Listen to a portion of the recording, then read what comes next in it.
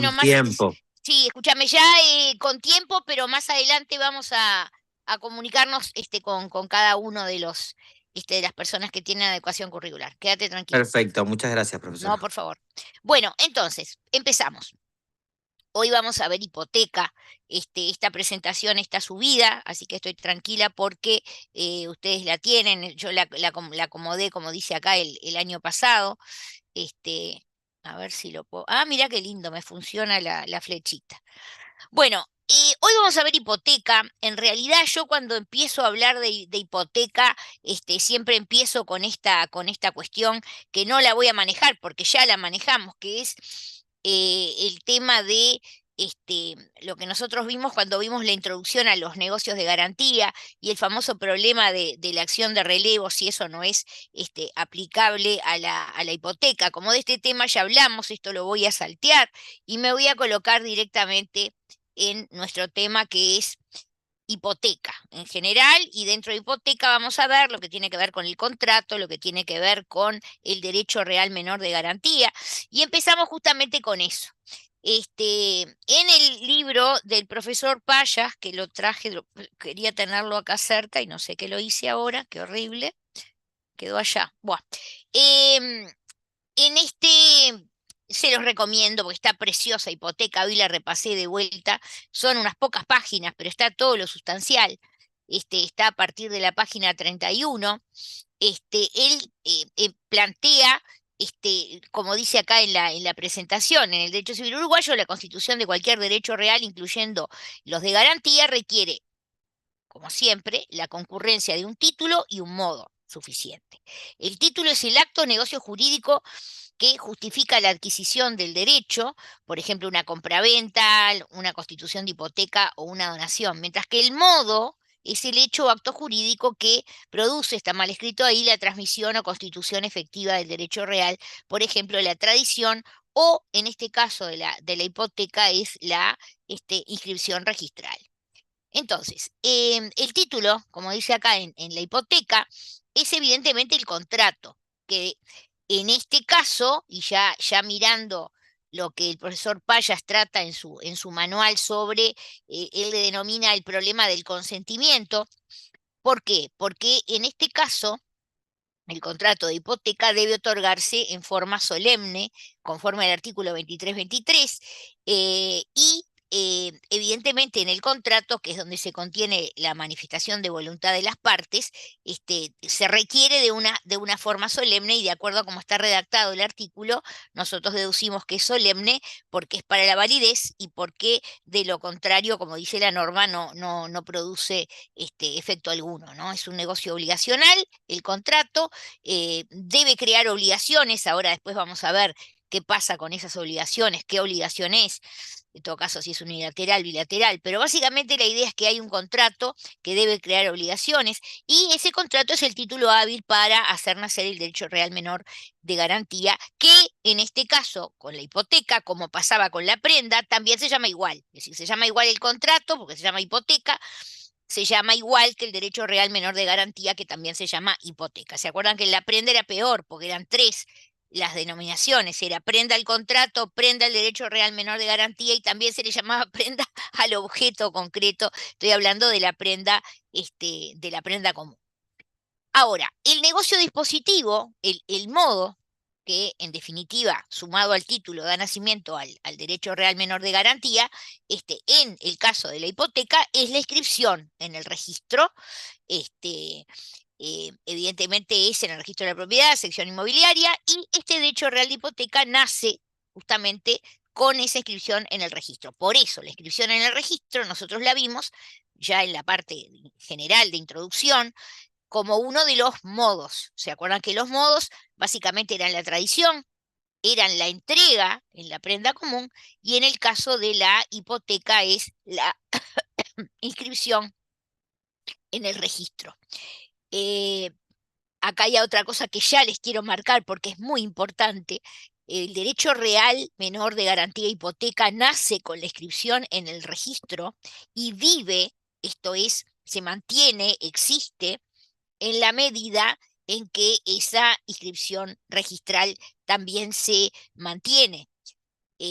o sea, la inscripción hace nacer ese derecho real menor de garantía, la hipoteca, y eso sigue así en la medida en que siga inscripto en el registro. Y esto se los comento porque no sé si en la parte del taller tenemos alguna sentencia. Tuve un caso sumamente interesante donde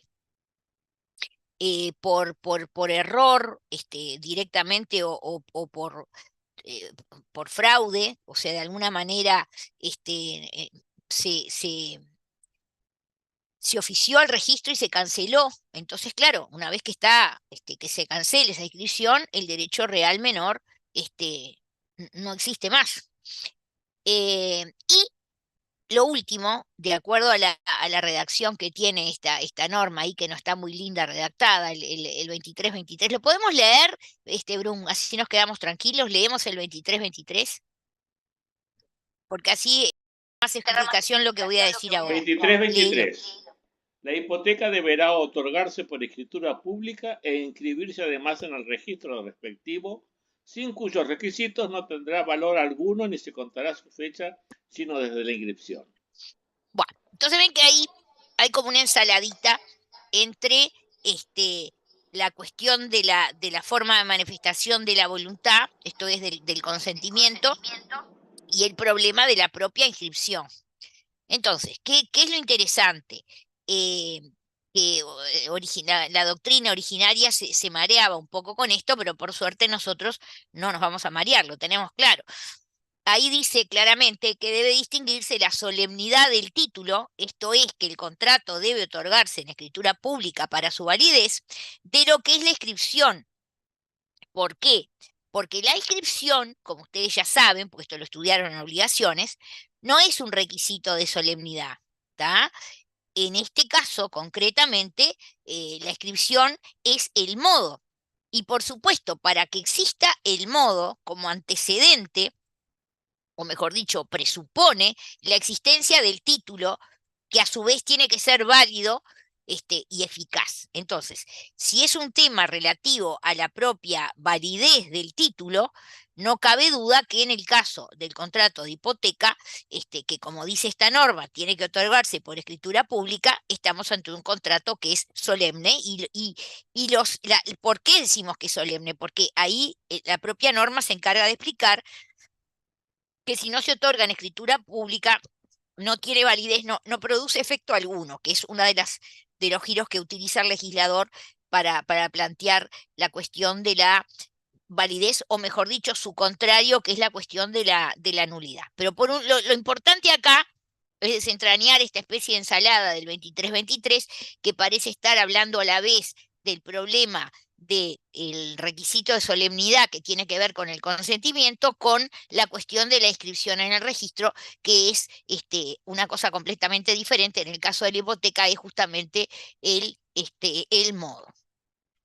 Ahora, si vamos a una especie de definición, o sea, antes del 23-23, en el 23-22, como que el legislador ensaya una especie de definición de la hipoteca y la define como un derecho de prenda constituido por convención y con las formalidades de la ley sobre determinados bienes raíces, que ahí viene el tema importante, o sea, hipoteca sobre bienes raíces, em, que no por eso dejan de permanecer en poder del deudor. Acá hay otra cosa que es importante, o sea, ya el legislador se dio cuenta hace muchísimo, porque incluso antes del propio Código Civil ya existía esta figura negocial de la hipoteca. De hecho, el Código Civil recoge esas normas anteriores que a partir del Código Civil quedan derogadas, pero la idea es que acá se trata de un bien raíz que va a quedar en poder del deudor, ¿sí? Este, y fíjense que acá entonces ya se está habilitando esa idea que después con la prenda sin desplazamiento se traslada, ¿no?, obviamente a los bienes muebles. Claro, en el caso de los bienes raíces era bastante más lógico, porque el bien, al ser un bien raíz, es lógico que quede en poder del deudor, que es el que va a dar esa garantía, va a dar, colocar ese bien en garantía de una deuda que tiene. Igual, como decimos siempre, recuerden, y ya lo vimos, que perfectamente también se puede dar, puede haber no solo un deudor que constituye hipoteca, sino quien se denomina un dador, que es cuando se trata de alguien que da hipoteca en garantía de una deuda ajena. Entonces, como vimos, el 2323 refiere al título y establece el requisito de solemnidad de la escritura. También refiere al modo, que es la inscripción en el registro, y quiénes son las partes en este contrato de hipoteca. Son el acreedor y el deudor, pero como vimos también, puede celebrarse este contrato de hipoteca entre un tercero concedente, ¿tá? Porque como vimos, los terceros perfectamente, a pesar de que no sean el propio deudor, pueden afectar sus bienes en garantía de una deuda ajena, y esto también está en la normativa, en particular en el artículo 23-27.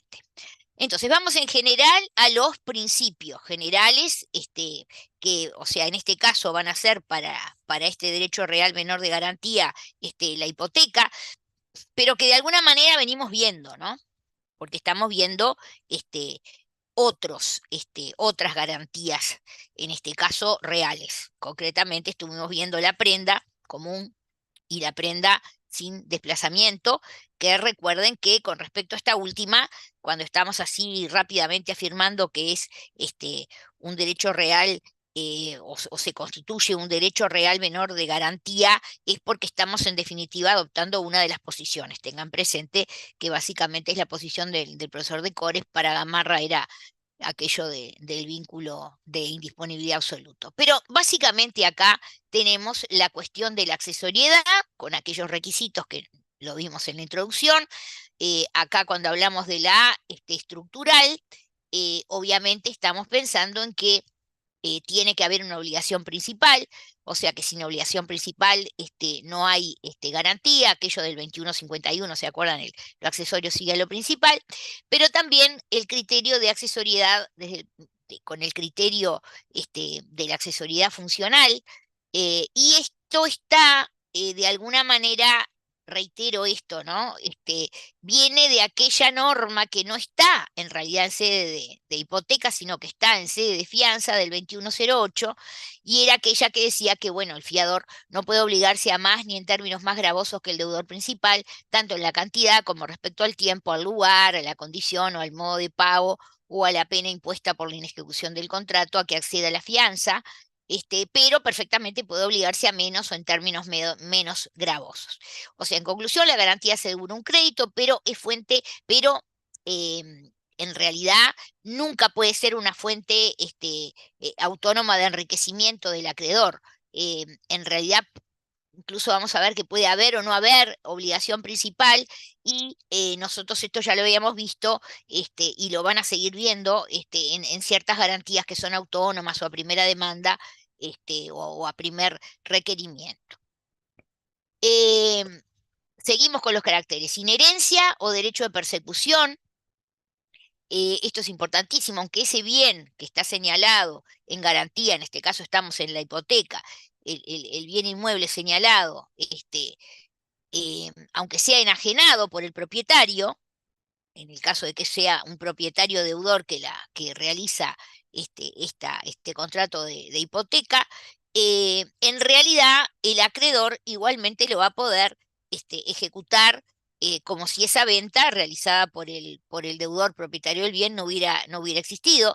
Y lo mismo con el tema del derecho de preferencia. O sea, evidentemente que cada vez que, y esa es la idea, ¿no? O sea, si no se cumple con la obligación principal, se puede sacar a la venta en pública subasta, y lo que significa es que este acreedor, que está garantizado, va a poder proceder al cobro de su crédito por encima de cualquier otro acreedor, y esto en particular en caso de concurso general sobre los bienes del deudor. O sea, eso es lo que tiene que ver con la preferencia, y lo que hace que esta sea, digamos, desde siempre una garantía tan, este, tan interesante y tan requerida, porque yo les digo que más allá de todo esto que vamos a ver, por ejemplo, vamos a ver el tema del fideicomiso en garantía, y no es que no haya, pero los bancos siguen en realidad como garantía fundamental requiriendo de la hipoteca. Otra cosa interesante es el llamado número cerrado, números clausus, que significa que en cuanto a las garantías reales solamente pueden existir las que están reconocidas por la ley. En el caso en este caso puntual de la hipoteca, no cabe ninguna duda. ¿Se acuerdan que el otro día en la prenda había habido una derogación a ese respecto? Pero en el caso de la hipoteca está clarísima la prohibición del pacto comisorio, que tiene justificación, porque evidentemente de ninguna manera se puede admitir que un acreedor se vuelva directamente o automáticamente propietario del bien objeto de la garantía en caso de incumplimiento de la obligación de su deudor. Este, y acá tenemos el artículo 2338 del Código Civil. Y yo acá les puse, por si alguien tiene por ahí, y si cruzan enfrente a Buenos Aires y se lo compran, está bueno que se compren siempre y que tengan un código, un código civil argentino. Busquen una versión actualizada, porque ha habido también, fíjense que desde el año 2015 que entra en vigencia ha tenido distintas modificaciones, pero tampoco nada de tan importante. Acá cito yo porque, no sé, me pareció bien poner el artículo con respecto a esta prohibición del pacto comisorio en el Código Civil y Comercial de la Nación Argentina, que es el 2198. Ahora, acá tenemos una especie de comparativo, porque por suerte ya vimos prenda en sus dos formas, la prenda común, la prenda sin desplazamiento. Entonces acá vamos a tratar de desarrollar algunos caracteres comunes a la prenda y a la hipoteca, y nos viene bien para repasar y para tenerlo, dar esta mirada transversal de las garantías reales, en particular de las garantías reales establecidas en el Código Civil. Más allá de que sabemos que la ley de prenda sin desplazamiento, que nos quedó a todos clarísimo que el número es 17.228 y no 728, como decía erróneamente en varias láminas de la presentación del otro día. Entonces, caracteres comunes a la prenda y a la hipoteca. En primer lugar, o sea, ambos tienen como antecedente la existencia de un título, un contrato, y estos contratos son accesorios. En realidad, van a seguir la suerte del principal. Ahora, yo el otro día ya se los comentaba, y ahora es el momento de señalarlo con mayor énfasis. En el caso de la prenda, conforme a esta norma del artículo 2339, acá se plantea una cosa interesante, ¿no? Es decir, fíjense que en la prenda nosotros vimos que, después vamos a ver el tema del objeto, pero recae sobre un bien raíz, o sea, porque dice las cosas raíces. Después ya vamos a ver que hay algunos bienes que no son, este, como las naves, aeronaves, los diques flotantes, pero en principio las cosas raíces, podrían tener un tema de deterioro, de pérdida. Entonces, esta norma del 2339 específicamente señala que cuando hay pérdida o deterioro de la cosa hipotecada, ¿y en qué términos? O sea, ¿qué es lo que estaría interesando acá? Y por eso la norma lo aclara. En términos que no es, ya no va a ser suficiente este, esa cosa para la seguridad de la deuda. Ahí vamos a tener una incidencia de lo accesorio en lo principal. ¿Por qué? Porque esa situación de pérdida o de deterioro de la cosa hipotecada, del bien inmueble hipotecado, incide en la obligación principal y determina, o produce, en definitiva, la caducidad del plazo de la obligación principal, ¿sí? Salvo que ese deudor, acá estamos pensando en un deudor que está dando hipoteca en garantía de una deuda, o sea, es el propio deudor forma parte de ese contrato de hipoteca, porque ya vimos que podía ser un tercero dador. Suponiendo que es el deudor, salvo que ese deudor mejore la hipoteca o se dé por parte del deudor otra seguridad equivalente. Entonces ven que acá hay una cosa que va como al revés, o sea, sabemos que lo accesorio sigue a lo principal, pero acá vemos un caso en que algo que tiene que ver con lo accesorio va a incidir en forma muy trascendente en lo principal, como por ejemplo para hacer, para determinar la caducidad de algún plazo que tuviera. Esto es, fíjense, para ponerlo explicarlo más sencillamente, si hay un plazo, nosotros tenemos una obligación principal que todavía no es exigible, porque evidentemente hay un plazo que está pendiente, pero si sucede alguna de estas circunstancias, en definitiva caduca ese plazo y esa obligación principal se vuelve exigible, salvo, como dice la norma, esta situación de mejora, de mejora en esa hipoteca o incluso el aporte de una seguridad equivalente. Capaz, para quedarnos más tranquilos, podríamos leerlo el 2339, si te parece, Brum. Ah, perdón. A ver, bueno, espero que te mejores, por favor. Y sobre ¿Lo todo puedo no me leer? asustes. Sí, léelo tranquila. Y vos desconectate de la clase y recostate, mijo. Mi mamá decía, cuando uno te va, tiene que tirarse un ratito y ahí se te pasa todo. Eso decía mi madre. Adelante, Ivana, por favor, con la lectura. Artículo 2339. Si la finca se perdiese o deteriorase en términos de no ser suficiente para la seguridad de la deuda, tendrá derecho el acreedor a que se mejore la hipoteca, a no ser que consienta que se le dé otra seguridad equivalente, y en defecto de ambas cosas podrá demandar el pago inmediato de la deuda, aunque no esté cumplido el plazo. Exactamente. O sea que todo esto que yo ahí traté de explicar, en realidad lo decía mucho mejor el propio 2339, pero bueno, nos va quedando claro. Seguimos con cosas comunes a la prenda de la hipoteca. Tengo una duda de Alejandro. Alejandro tiene una foto de un No, perrito. Qué sí, lindo qué lindo que sí, es. es Bueno. una perra. Mira, No, perdón que no se ofenda, que no, me no, equivoco. lo mismo. ¿Qué le iba a decir? No, o sea que el deudor pierde el beneficio del plazo si la garantía se ve comprometida. Eso Y es. es lo que, exactamente lo que, mira, yo lo expliqué y después leímos el 23, 39, ¿no? O sea, es eso, clarito. Creo que acá está bastante claro, ¿sí? Perfecto. Imagínate que es una cosa importantísima, porque, y sobre todo porque va al revés, va a contrapelo, porque decimos que lo principal, lo accesorio sigue a lo principal, ¿está? Y acá estamos al revés. Acá hay un problema en el accesorio que va a incidir en esta forma tan relevante sobre lo principal, ¿está? Bien, sigo. Otras, pues, ¿se acuerdan que acá el tema era encontrar? ¿Se acuerdan aquellas cosas que había? Bueno, ustedes son jóvenes, pero antes en los diarios había unos dibujitos que decía, busque las 7 semejanzas y las 7 diferencias, y te ponía dos dibujitos y vos tenías que encontrar las semejanzas y las diferencias. Bueno, yo estoy haciendo una cosa parecida acá con la cuestión de la prenda y la hipoteca. En este caso estaríamos en las cosas que tienen en común. Como dice acá, tanto la prenda como la hipoteca, en la medida en que generan derechos reales menores de garantía, requieren de publicidad para su oponibilidad a los terceros.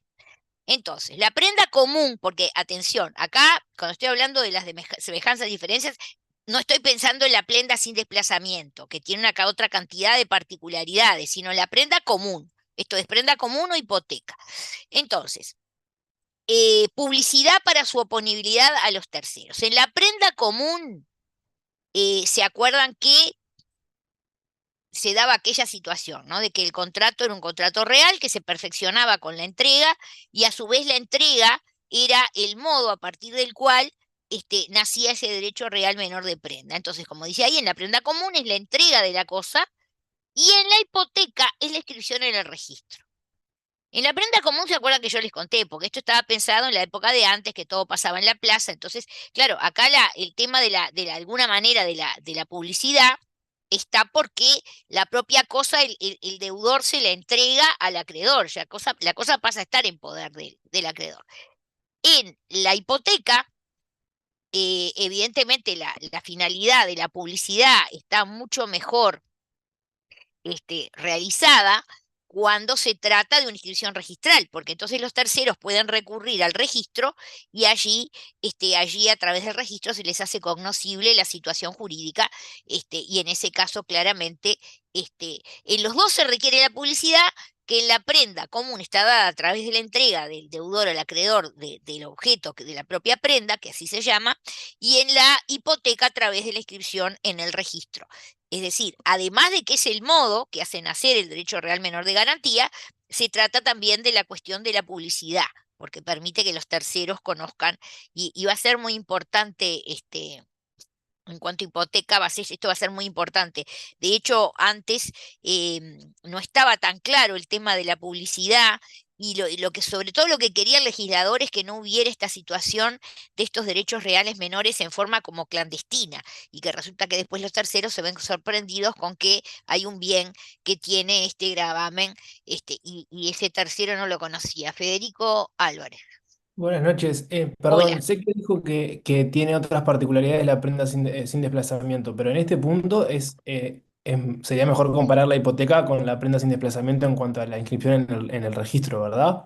No, no sé si es mejor o es peor. O sea, yo lo que estoy diciendo es que, si querés, podemos en cada uno de estos casos eventualmente agregar a la prenda sin desplazamiento. Acá, en la prenda sin desplazamiento, respecto de la hipoteca, es más parecida en cuanto a la cuestión de la oponibilidad y la conocibilidad por los terceros, porque en las dos nosotros vimos que había la posibilidad de la inscripción, incluso para cuando era prenda propiamente dicha, sin desplazamiento, o cuando era aquella que llamamos hipoteca mobiliaria, porque los bienes eran bienes perfectísimamente identificables. Entonces, en ese caso, evidentemente, que es más parecido, incluso creo que no tenemos que ser demasiado maravillosamente inteligentes hasta darnos cuenta que el fenómeno de la prenda sin desplazamiento, que ya existía desde principios del siglo pasado en distintas leyes, este, la prenda agraria, la prenda industrial, la prenda de automotores, que después se unifica a través del sistema de la ley que vimos la reunión pasada, la 17.228, lo que se buscó era decir, bueno, así como con la... Pasa que, claro, con la hipoteca no podía ser de otra manera, no tenía sentido que en una hipoteca un deudor le entregara el bien inmueble al acreedor, o sea, nunca tuvo sentido. Ahora, ¿qué pasa cuando son bienes que no son bienes inmuebles, como, o no son naves, aeronaves o diques flotantes, ¿no? Y la idea era dar la posibilidad de que ese deudor pueda seguir en su producción y demás, entonces por eso se genera esta figura que es una especie de cosa intermedia entre la prenda común, que se le entregaba el objeto directo al acreedor, y la hipoteca, que trata de una situación en que es el deudor el que retiene el bien, pero que en general es un inmueble. Entonces es muy lógico que la gente piense que ese deudor va a seguir viviendo en el bien, por ejemplo. Más allá de que después vamos a ver que incluso en el tema de la capacidad, no tanto, pero en el tema de la legitimación, evidentemente ese deudor que constituye hipoteca, puede enajenar el bien. Lo que pasa que ahí de vuelta es el mecanismo del derecho real. Para ese acreedor que tiene un derecho real, evidentemente él va a poder perseguir esa cosa en manos de quien sea que la tenga. Él tiene un derecho real, para él es como si esa enajenación no hubiera tenido lugar. Ese bien sigue en garantía de su crédito. Entonces, no sé si te entiendo bien tu intervención, pero creo que sí, que tenés razón en el sentido de que decís, bueno, capaz que era mejor comparar con la prenda sin desplazamiento. En general, esto se pensó, la idea que teníamos cuando hacíamos esto con decores era comparar con la prenda común. Pero ustedes igual en la cabeza, porque lo vimos la clase pasada, pueden hacer mentalmente su comparación con la prenda sin desplazamiento. Sigo. Está Tanto la, respondido, sí, gracias. ta, tanto la prenda como la hipoteca conceden derecho de persecución, esto que estamos viendo, de la cosa, para poder ejecutarla y satisfacer el crédito garantizado, esto ya lo vimos, es decir, nadie se queda con la cosa, nadie se apropia de la cosa, más allá de que no hay una prohibición específica en la prenda con relación a la cuestión, pero sí claramente en la hipoteca con relación al tema del pacto comisorio. En ambos casos lo que pasa es que ese bien se puede ejecutar y entonces lo que pasa es que el acreedor del producto de esa venta se cobra su crédito. El derecho de persecución está vinculado con el derecho de preferencia frente a los demás acreedores. Va a operar esa preferencia en función de la prioridad de cada uno de los créditos. En la hipoteca se está a la fecha de la inscripción, por supuesto. Es decir, A partir del momento de la inscripción es que nace ese derecho real y eso es lo que marca la situación en la que evidentemente tiene preferencia este acreedor con este derecho real frente a, así como decíamos en la ley de promesas, enajenación o gravámenes posteriores. Enajenaciones no importa, porque sea en manos o sea, esté donde esté, en manos de quien sea que esté, este acreedor con este derecho real de hipoteca puede llevar adelante su ejecución sobre ese bien. Y una preferencia especial, tanto en la prenda común como en la hipoteca, que se da sobre un bien determinado, obviamente con preferencia respecto a los restantes acreedores quirografarios. ¿Qué quiere decir? ¿Que los demás acreedores no van a cobrar nunca? No, porque perfectamente se puede ejecutar el bien, rematarlo, venderse en pública subasta y que con el producido de esa venta alcance para pagar el crédito de este acreedor con derecho real garantizado y sobre. Y bueno, por supuesto que si sobra, esos otros acreedores pueden cobrar, como dice ahí, en caso de que exista excedente. ¿Tá? Al revés, ¿qué pasa si el bien prendado, hipotecado no alcanza? Bueno, ¿qué pasa con ese acreedor que tenía un derecho real menor? Se ejecutó, después al final vamos a ver lo de la ejecución de la hipoteca. Se ejecutó, se vendió el bien, no alcanzó.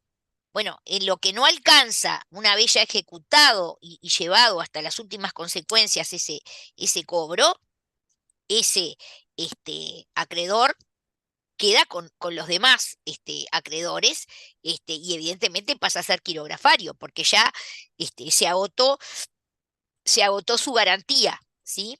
Y en ese excedente tiene derecho él y tienen derecho los demás acreedores quirografarios. Ahí aparece el tema de la prorrata, que es otra cosa que la vamos a ver más adelante.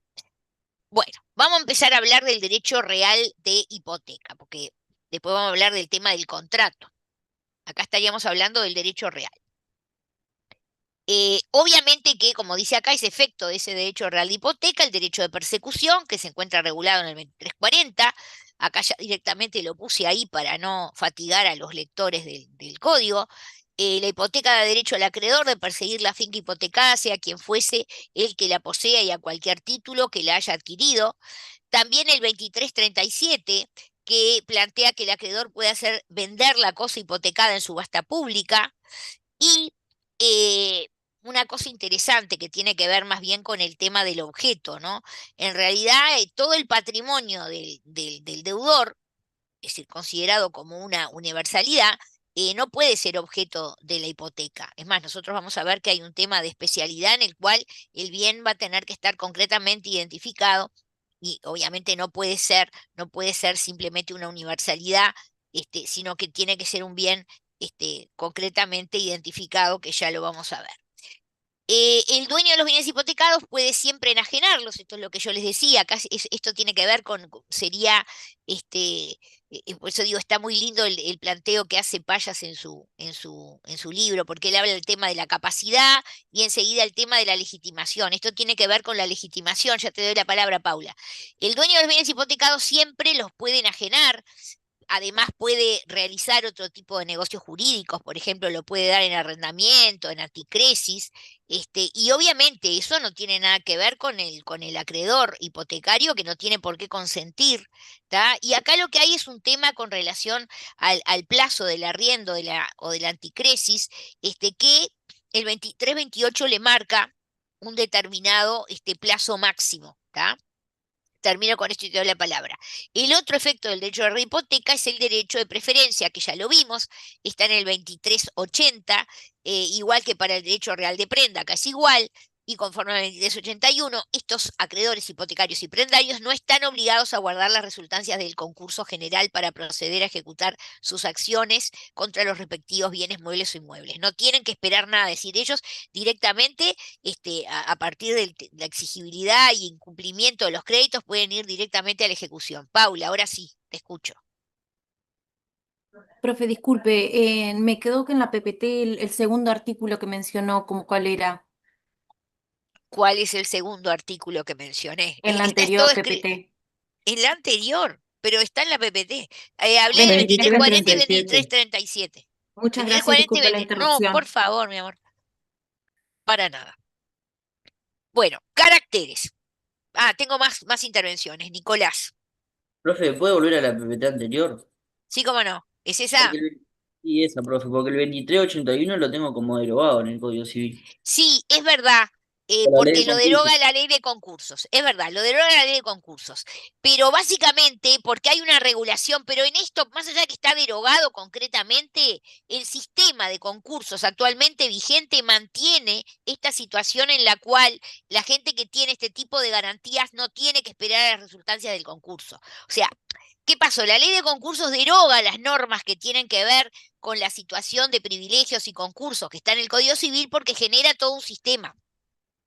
Pero esto que tenés razón, en cuanto a al tema puntual de la derogación, igualmente o sea, no es que esté mal lo que se dice, lo que estaría mal es la referencia a una norma que estaría derogada, pero la realidad es esa, o sea, si vos podés tener, o sea, la ley de concursos no modificó, vamos a decir, esta situación del derecho, de la preferencia que tiene aquel que tiene un derecho real menor de garantía, hipoteca, en este caso, o prenda. Luis, que estaba antes, me parece, y después viene Federico. Buenas noches, profesora. Hola. El que hipoteca y dan arriendo, ¿tiene que pedir consentimiento del acreedor? No, no es No, necesario. para nada, no, para nada. Lo que pasa es que ahí lo que hay es un tema con relación al máximo, al plazo máximo. Ahí si querés, vamos a mirarlo de vuelta la norma, cuando habla del tema la hipoteca de derecho de perseguir, no, parate, ¿cuál era la del arrendamiento? Acá.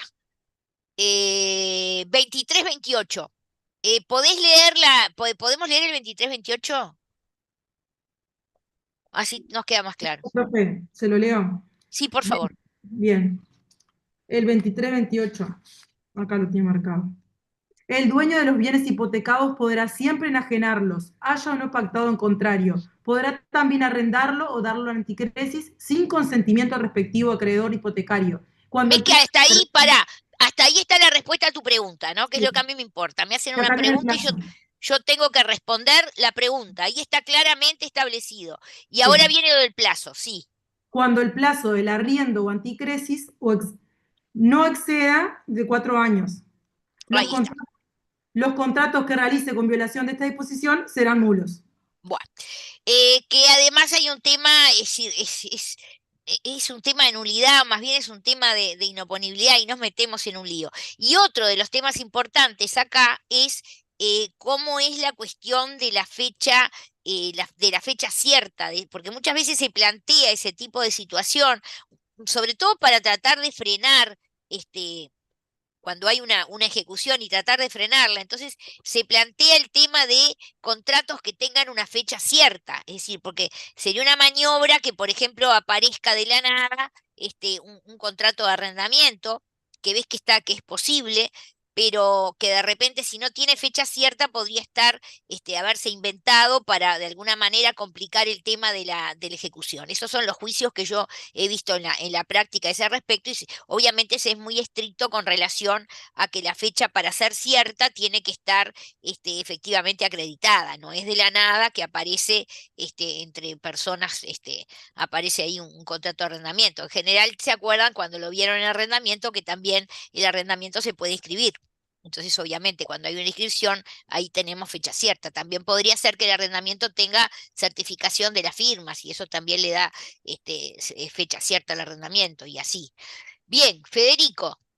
Sí, simplemente para sumar a lo que venías mencionando, que ese poder de disposición que se tiene sobre el bien, que si bien puede enajenar, no puede destruir la cosa, Bueno, este, claro. justamente porque Sí, se ve es limitado por más. el 2339. Es más, si viste a Payas, que vos sos el que lees a Payas siempre, viste que Payas No, dice, es Franco el que ah, lo lee siempre, Franco, perdón. bueno, Franco seguramente estará pensando en decirme que cuando se habla de las obligaciones, pero ahí ya estaríamos en el contrato, ¿qué obligaciones nacen del contrato? Entonces, bueno, con Gabriel Fernández decimos que es la obligación de la inscripción para hacer nacer el derecho real menor.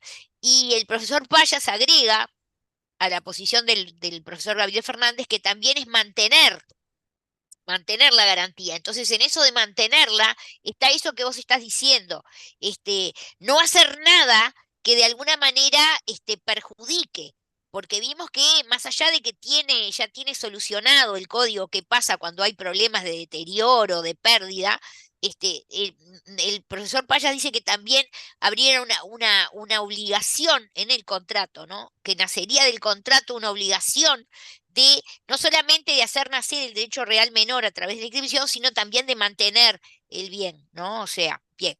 Entonces, continúo, si no hay más preguntas, continúo. Y como dice, bueno, acá ya, porque yo fui, vine, estábamos acá. No, más adelante ya lo vimos.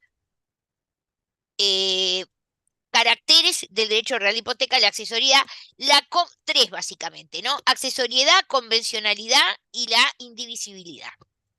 Accesoriedad ya lo vimos, convencionalidad, porque esto es fundamental, es decir, lo que nace del acuerdo. Incluso vamos a ver que muchas veces en este contrato se pueden pactar, em, se pueden realizar determinados pactos que clarifican y que incluso a veces, si ustedes asesoran, es importante que sean contemplados y que en la medida en que sean posibles, obviamente, y no se vaya contra normas de orden público. Pero llegamos a la cuestión de la indivisibilidad. Indivisibilidad. Esto sería el artículo 2336. ¿Lo podés leer, por favor? Está acá, pero igual, prefiero Sí. leerlo así me quedo tranquila.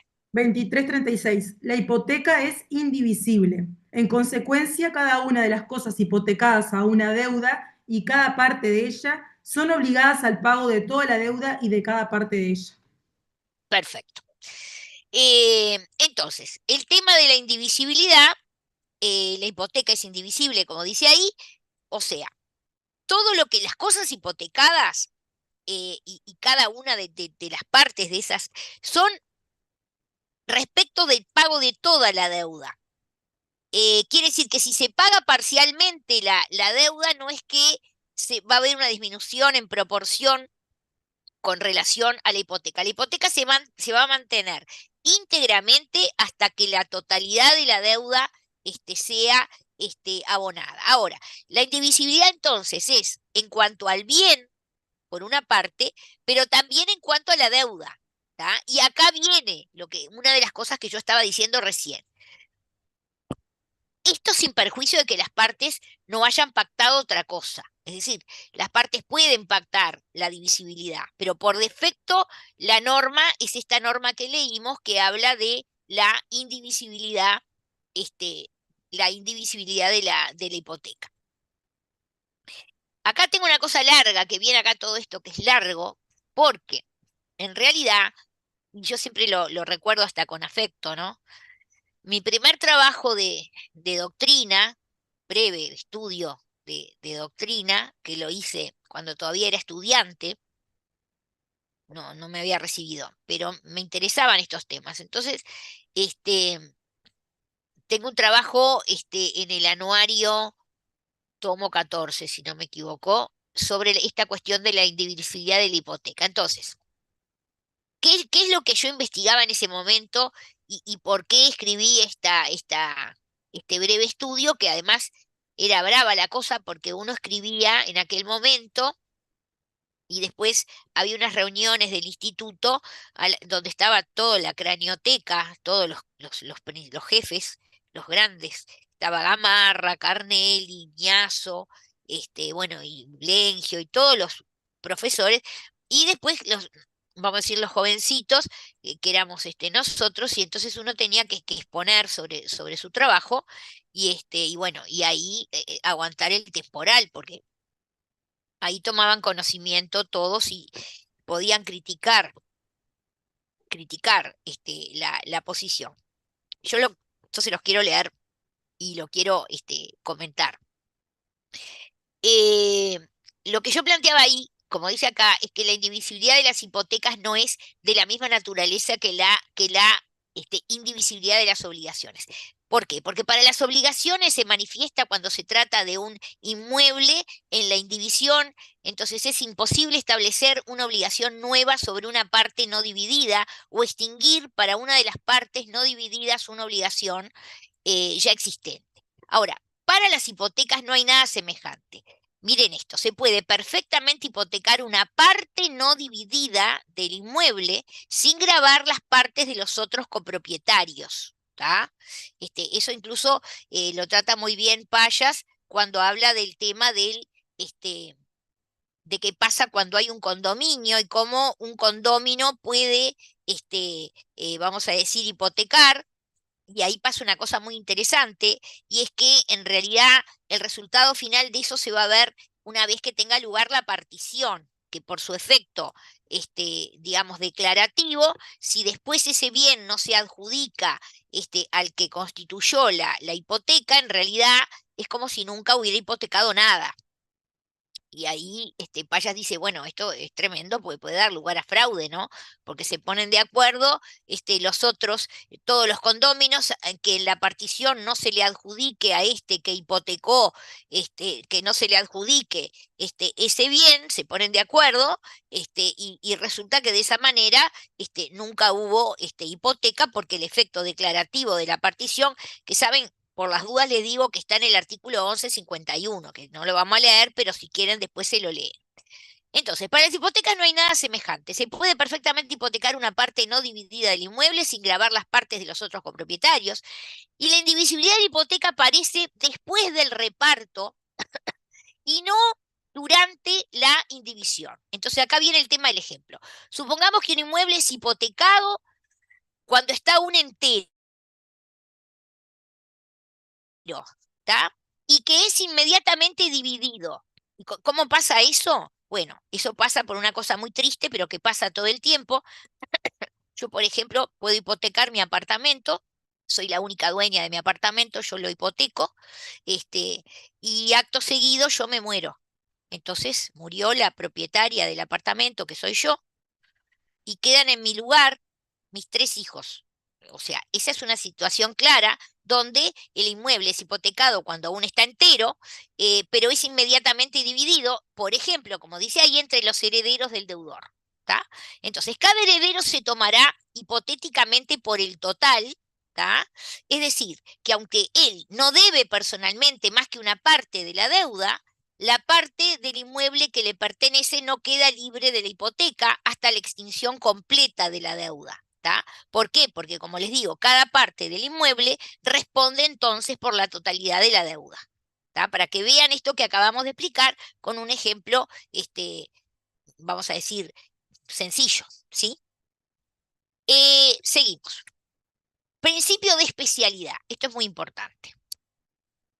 El principio de especialidad es para el objeto, o sea, el bien concreto, o sea, tiene que estar absolutamente aclarado, identificado, o sea, y por eso se habla de principio de especialidad, pero también tiene que haber este principio de especialidad para el crédito. ¿Tá? ¿Qué quiere decir esto? El crédito, concretamente el monto de ese crédito, tiene que estar también especificado. Entonces, este principio de especialidad es antecedente de otro tema que viene acá a continuación, no, viene más adelante, ya voy enseguida para ahí, que va a ser el tema de la regla del duplo. Pero, mientras tanto, teniendo en cuenta el principio de especialidad y aclarado que es para el objeto, que es el bien, y también para el crédito, que tiene que ver con el monto, vamos con la cuestión de la publicidad, que como en todo derecho real, es la forma de hacerlo oponible a terceros y que pueda ser conocidos por ellos. Y esto es lo que yo les decía, que hace un rato ya se los dije, se evita, y es lo que se busca y se logra, la existencia de gravámenes ocultos. Yo no sé si eso lo terminé de explicar. Antes del Código Civil había un sistema, una ley hipotecaria que no era demasiado clara y sobre todo podía dar lugar a la existencia de gravámenes hipotecarios que no eran conocidos. Entonces uno de repente resulta que adquiría un bien y después descubría que tenía un gravamen del cual no había tenido noticia. ¿Por qué? Porque no fallaba este sistema. O sea, había un sistema que permitía esta existencia de gravámenes ocultos que a través del sistema actual se eliminó. Y ya vimos la trascendencia del registro y todo lo que tiene que ver con eso. Antes de llegar al duplo, hay otra cuestión más que hoy en día ya capaz que es como el sexo de los ángeles, pero el profesor Payas también lo trata en su tratado, en su manual.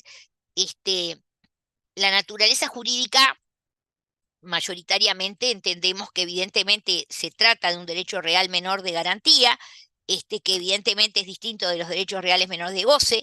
En realidad acá no es que se implique un desmembramiento del dominio, sino como vimos siempre, es una limitación en particular al derecho real fundamental, que es el derecho de propiedad.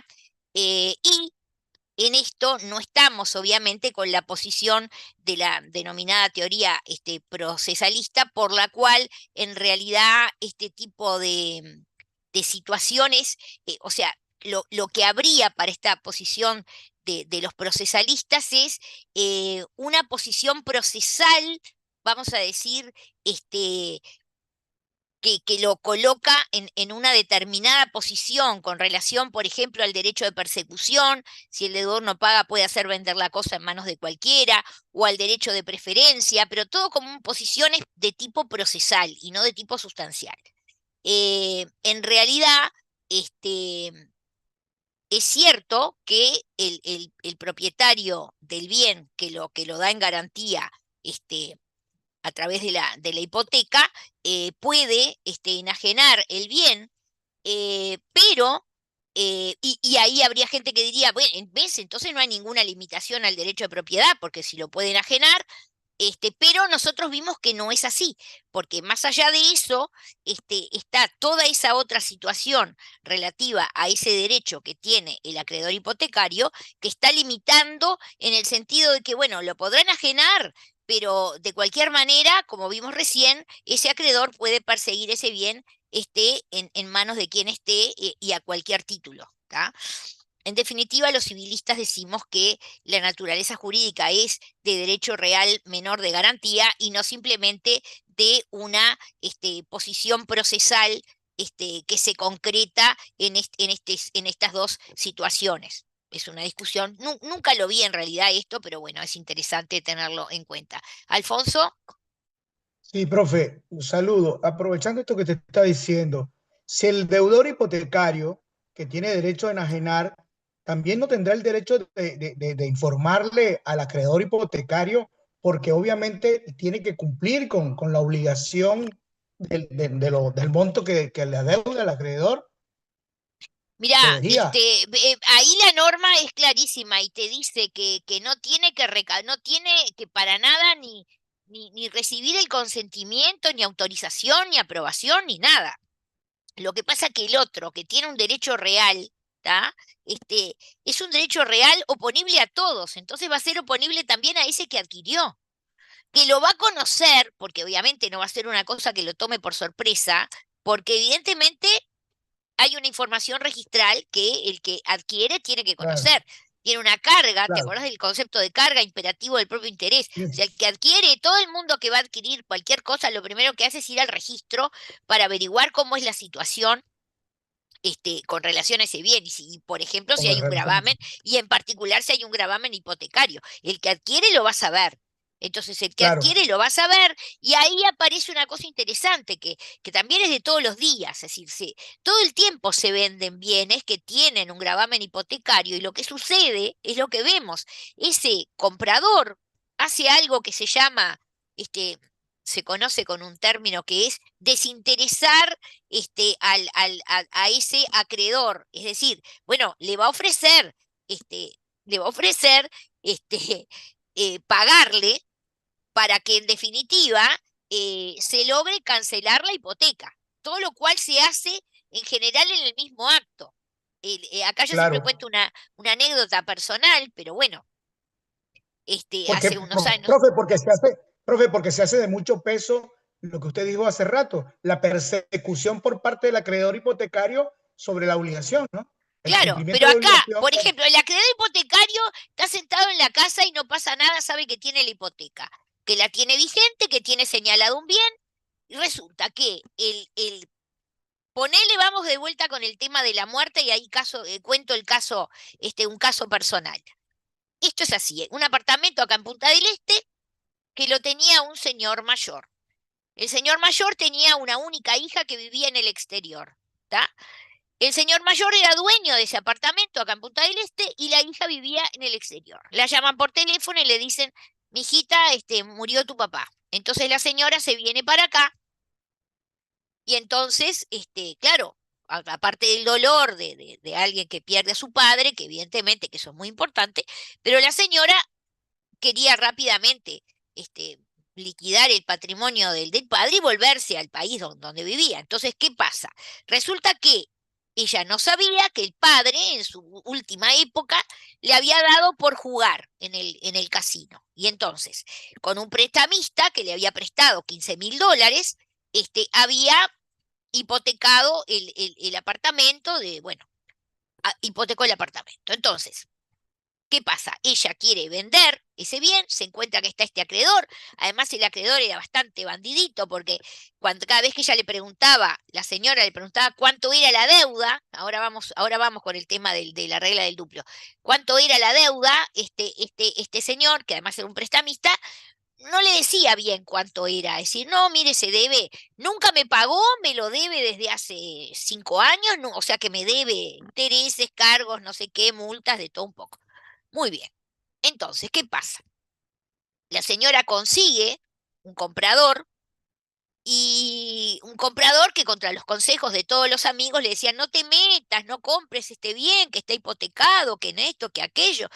Y el comprador, muy seguro del derecho, decía, bueno, pero yo le voy a pedir, le voy a exigir a ese acreedor que me haga la liquidación, porque en definitiva, yo le voy a pagar a la señora y en ese mismo acto que yo le pago, la señora le va a pagar a este señor.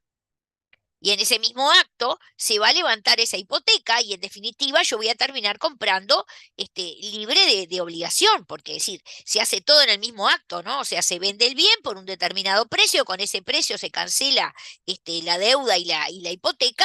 Si le sobra algo para la señora, le sobrará, y si no le sobra nada, bueno, no, si le falta, no, porque ahí evidentemente el comprador no va a querer pagarle aparte, pero vamos a suponer que se logra, y fue lo que se hizo, se logró un precio mediante el cual quedaba satisfecha, porque al final el hombre tuvo que hacer la liquidación, quedaba satisfecha la deuda, o sea, se acordó, creo que era un precio de $115.000, y se estableció que la deuda actualizada y con los intereses a ese momento, aquello que había empezado en $15.000, a ese momento sumado y todo, y los intereses y todo eso, estaba en $101.000. Entonces, la señora esta, pobre, horrible negocio, pero ella lo que quería era dejar liquidados los temas y lo logró. Ella cobra los 115.000, le paga 101.000 al prestamista y se queda con la diferencia. Y en el mismo acto se hace la escritura de compraventa, la cancelación de la hipoteca, se oficia el registro y entonces el comprador pagó todo lo que tenía que pagar, que era el precio total del apartamento. La señora que recibe el precio cancela la deuda con el prestamista, se cancela la hipoteca, y bueno, y todos felices y comieron perdices. Claro, la señora que pensaba que iba a vender un apartamento y iba a cobrar $115.000 por el precio del apartamento, en definitiva se quedó con $9.000, que era la diferencia, no me acuerdo, 115 y 101, no, perdón, se queda con $14.000 y se va con los $14.000, devuelve a su país, pero se vuelve tranquila porque ya sabe que nadie más le van a... porque si no, ¿cuál era la otra? O sea, ¿cuál era la idea del prestamista? Seguir, que engordara y un buen día rematar el bien y a través de la ejecución cobrarse la deuda y evidentemente cobrar, como pasa en este país, porque ya lo vieron cuando vieron el tema de la usura. En la medida en que los intereses están en los máximos y los máximos y los máximos, y no era un caso de usura, era un caso perfectamente posible dentro de los límites. Lo que pasa es que vieron que las deudas engordan y engordan. No sé si estoy clara, pero lo pongo ahí con un ejemplo y me voy. Bueno, poder de disposición del hipotecante ya lo vimos, puede enajenar la cosa hipotecada. Lo que vimos recién, que me lo marcaban, no la puede destruir, o sea, es el tema que agregaba el profesor Payas en la obligación que emerge del contrato, del negocio obligacional, ese tema que él le agrega de mantenimiento, obviamente no la puede destruir.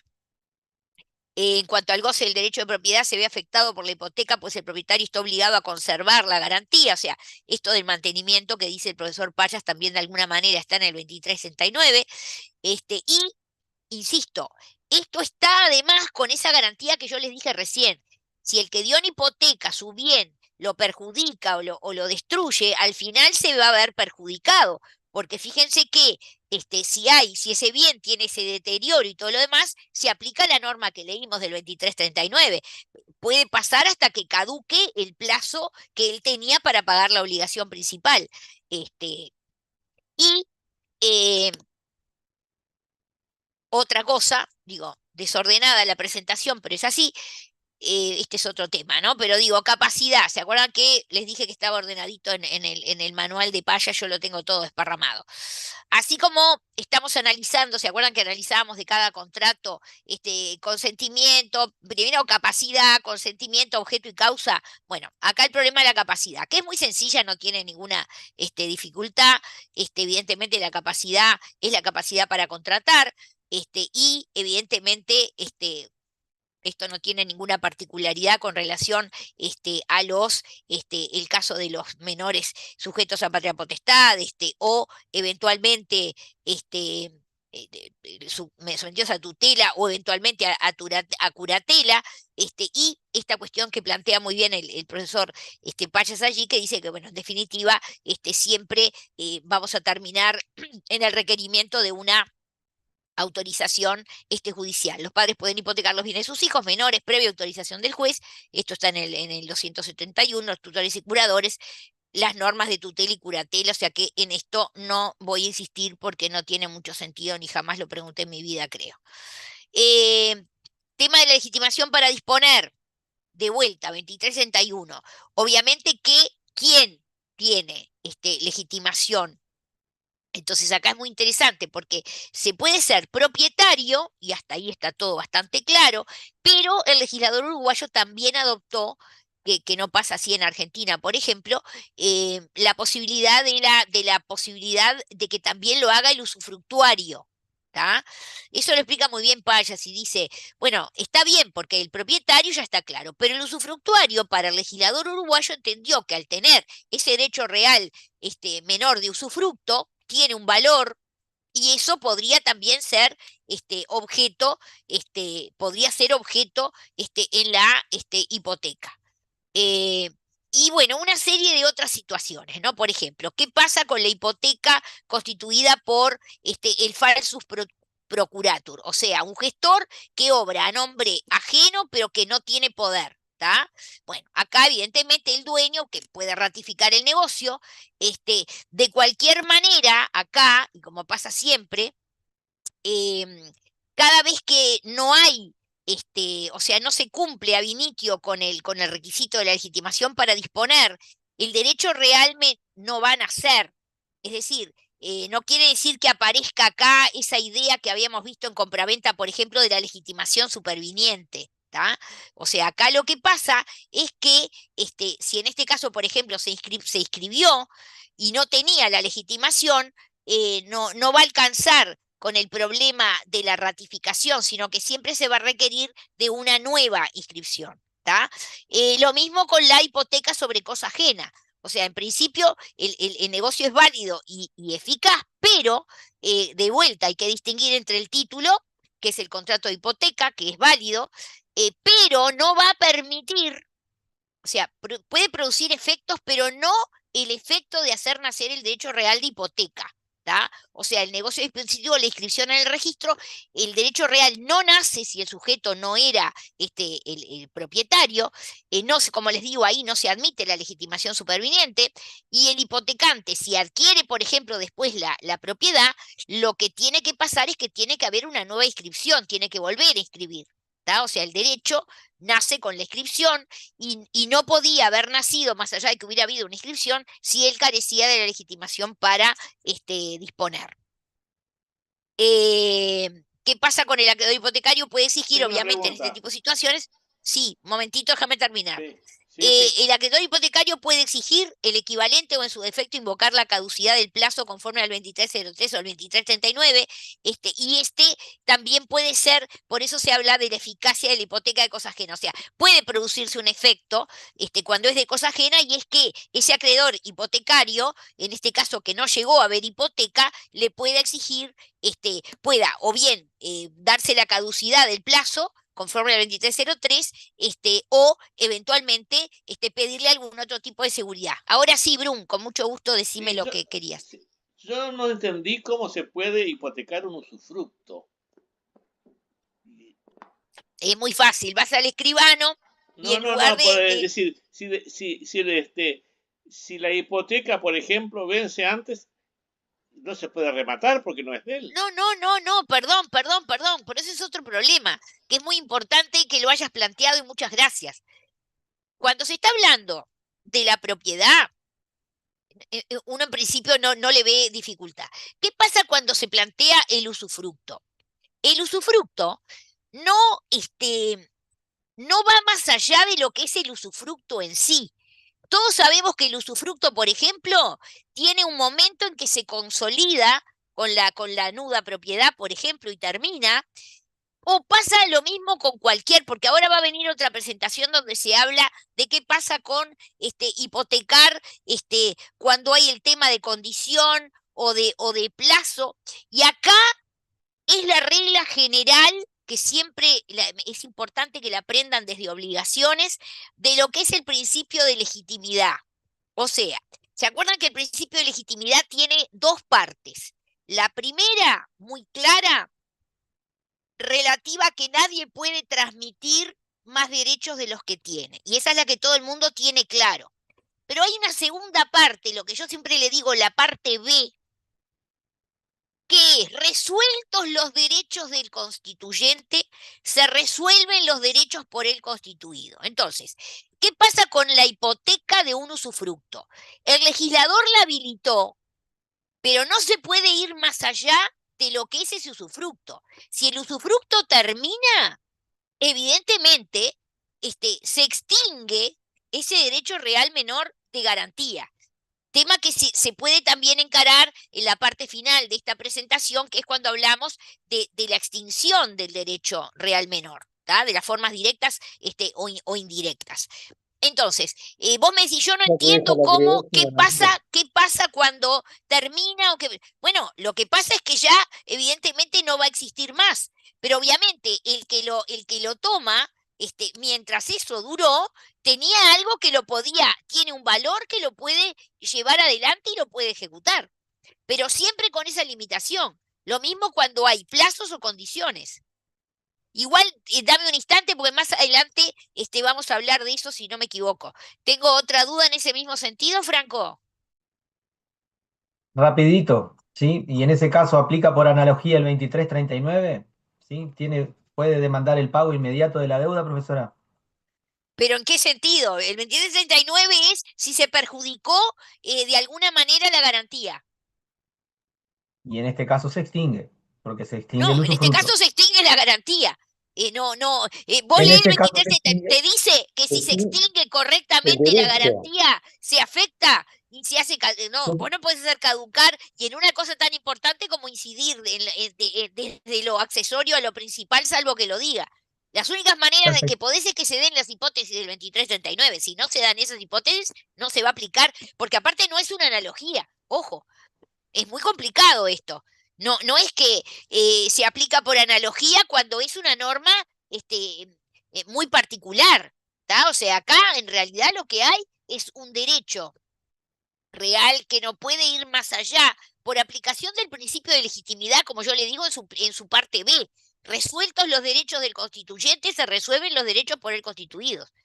Te pasa cuando tenés, incluso, por ejemplo, en el manual, muy bien, Payas trata dos cosas, porque miren esto. A ver, voy a intentar explicarlo. Vos podés tener el contrato, o sea, el título, ¿tá? El título, y aparte tenés el modo, ¿tá? Y acá tenés, por un lado, la obligación principal y por otro lado, el derecho que accede el derecho real menor de garantía, que es accesorio. ¿Tá? Entonces vos podés tener una obligación principal sujeta a plazo o a condición, que nosotros ya vimos cómo es esa situación. ¿Tá? Pero a su vez podrías también pactar un derecho real menor de garantía sujeto a plazo o a condición. Te digo más, hay un caso que yo siempre te querés morir, ¿no? Pero un escribano, que yo no sé por qué hizo eso, ¿no? Pero pactó una cantidad de hipotecas que tenían como plazo, esto fue terrible, ¿eh? Tenían como plazo resolutorio, o sea, hasta ese plazo, el momento de la exigibilidad del crédito principal.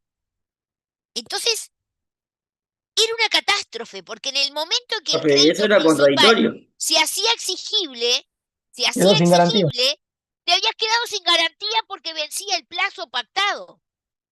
Y había hecho como 15, todas iguales, y evidentemente ahí hubo un magistrado que leyó y dijo, aplicó los principios generales y decía, in claris non fit interpretatio, o sea, como esto es muy claro, es evidente que es así, no hay garantía, porque las garantías terminaron cuando se hace exigible. Entonces, se hizo toda interpretación que permitía, vamos a decir, salvar esas garantías, porque evidentemente, como ustedes dicen y lo vieron clarito, si es así, todo esto se cae de su propio peso. La garantía es justamente para cuando exigible la obligación principal se incumple, y ahí es donde le importa al acreedor tener una garantía. No sé si soy clara. Entonces, en definitiva, si me permiten, sigo un poquito más y después me preguntan más cosas. ¿Cómo estoy de hora? Por favor, no, estoy bien. Me quedan 45 minutos. Entonces, temas de la legitimación para disponer, ya vimos el tema del usufructo, vimos el tema de la cosa ajena, vamos a seguir. Se puede realizar hipoteca, esto lo del condómino ya lo vimos también, un solo condómino, o sea, un comunero puede hipotecar su cuota antes de la división de la cosa común, pero verificada la división, la hipoteca afectará solamente los bienes que se le adjudiquen, si fueren hipotecables, y si no lo fueren, caducará la hipoteca conforme al artículo 2330, lo que se vincula con el efecto declarativo y retroactivo de la partición que yo les decía, y acá está citado el artículo 1151. Recién tuve una pregunta que era parecida con esto, donde evidentemente sí, en un caso como sí, claramente se habla de que puede caducar evidentemente la hipoteca, y yo les comenté lo que dice Payas con relación al problema eventual del fraude en este tipo de situaciones, ¿no? Ahora, acá viene lo que yo les quería plantear. ¿Qué pasa con la hipoteca sobre derechos eventuales o bajo condición suspensiva o resolutoria? ¿Tá? Entonces, está una norma que tiene que ver con esto, que es el 2329, que dice que solo puede constituirse la hipoteca sujeta a las mismas condiciones o limitaciones que lo estaba el derecho del constituyente. O sea, esto es lo que yo les digo, la parte B del principio de legitimidad. Resueltos los derechos del constituyente, se resuelven los derechos por él constituidos. ¿Tá? Se aplica el principio de legitimidad en cuanto que resuelto, y acá está lo que les estoy diciendo, resuelto el derecho constituyente, se resuelve el derecho por el constituido. Igual, para que quede claro, podríamos leer, en este caso, el 2329, que creo, no me acuerdo si estaba dentro de los que habíamos leído o no. ¿Lo podemos leer? Leo, profe. Sí, Bueno. 2329. Artículo 2329. Los que no tienen en la cosa sino un derecho eventual, limitado o rescindible, solo pueden constituir hipotecas sujetas a las mismas condiciones o limitaciones a lo que estaba el derecho del constituyente. Si el derecho está sujeto a una condición resolutoria, se observará lo dispuesto en el artículo 1430. Perfecto. Y se acuerdan que el 1430 es aquel artículo que está en sede de condición y hace referencia incluso a la situación de los terceros de buena fe. O sea, incluso Payas es muy lindo la explicación que él hace, porque incluso nos lleva a explicar en qué consiste la situación de cuando un tercero es de buena o de mala fe, pero claro, o sea, estos son los principios generales, ¿está? Y lo otro, hipoteca sobre cosa embargada o reivindicada, ¿está? Lo mismo, es válida y eficaz, pero ¿qué pasa? Como el embargo, ese embargo es anterior, pasa como pasa siempre, como yo el otro día le citaba aquella norma que hablaba de que era nula la paga de un crédito embargado, y yo en el examen me salvé con sobresaliente porque le dije, no, el código dice que es nula, pero no es que sea nula, es inoponible al acreedor embargante. O sea, el acreedor embargante puede actuar como si eso no hubiera tenido lugar. Acá pasa lo mismo. La hipoteca sobre cosa embargada o reivindicada es válida y eficaz, pero inoponible al acreedor embargante o a quien haya inscrito la reivindicación. Porque evidentemente acá tenemos un tema, cuando hablamos de la cosa embargada o eventualmente reivindicada, en ambos casos siempre hay un tema registral que nos marca una fecha, que va a ser una fecha que es anterior y que por lo tanto, entonces, el que viene, que embargó o que inscribió la demanda reivindicatoria, a ese le es inoponible digamos, esa constitución de hipoteca posterior en el tiempo. Otra cosa importantísima. Acá lo habíamos visto en donaciones. ¿Se acuerdan que había una norma en donaciones, 1625, que prohibía la donación sobre bienes futuros? ¿Tá? Bueno, acá pasa lo mismo. Se prohíbe la hipoteca sobre bienes futuros. ¿Tá? ¿Lo podemos leer el 2332?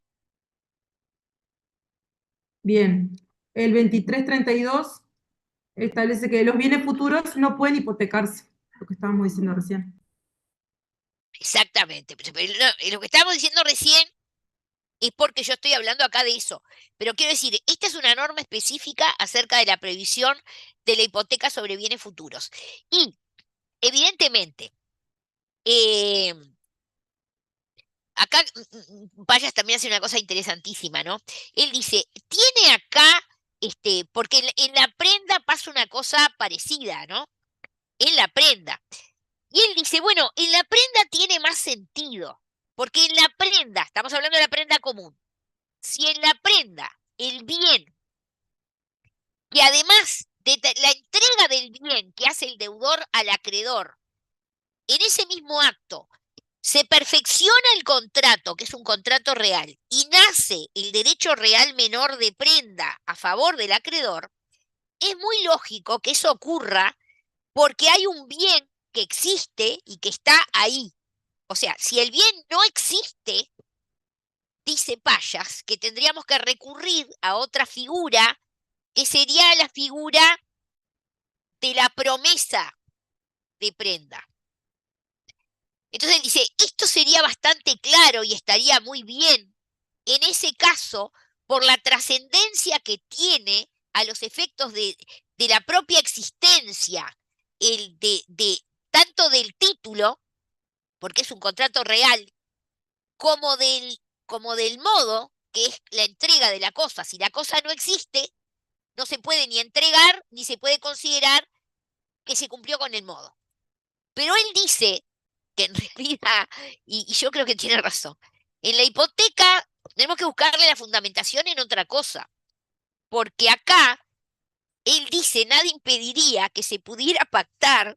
Ojo que esto del eje ferenda, la ley es clarísima, yo no estoy diciendo otra cosa distinta a lo que dice el 2332, pero él dice, acá se podía pactar para que ese derecho nazca una vez que el bien existe, una vez que el bien futuro llegue a existir.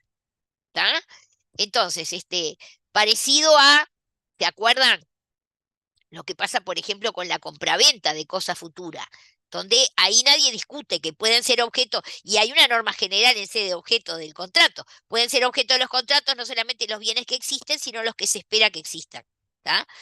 Pero tienen que estar determinados, etcétera, etcétera. Él dice acá que si se determinara, bueno, podría pasar. Lo cierto es que acá se prohíbe la hipoteca sobre bienes futuros y en realidad se dice, y eso lo critica Payas, que no se podría proceder a la inscripción necesaria para que nazca el derecho real, es decir, no se podría cumplir con lo que vimos hace un rato. Ya te doy la palabra, Franco, ¿eh?